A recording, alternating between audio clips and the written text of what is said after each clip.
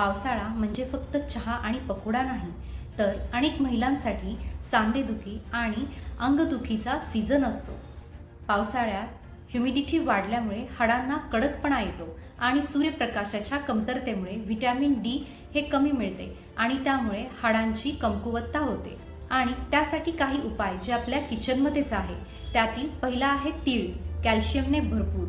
दुसरा आहे अक्रोड, ज्यामुळे अँटी इन्फ्लेमेटरी इफेक्ट येतो. तिसरा आहे जवस, ओमेगा 3 फॅटी ॲसिडने भरपूर. चौथा आहे हळद, नैसर्गिकरित्या सूज कमी करते. दूध, दही, पनीर कॅल्शियम आणि प्रोटीनने युक्त सर्व हिरव्या पालेभाज्या, ज्यामुळे मिनरल्स मिळतात जे हाडांसाठी आवश्यक आहेत. याचबरोबर दररोज 15 मिनिट सूर्यप्रकाशात चाला, हलका व्यायाम करा आणि गरम पाण्याची पट्टी सांध्यांवरती लावा. याचबरोबर अधिक माहितीसाठी आणि वैयक्तिक मार्गदर्शनासाठी चॅनलला फॉलो करा आणि माझे फ्री सेशन बुक करा. लिंक बायोमध्ये आहे.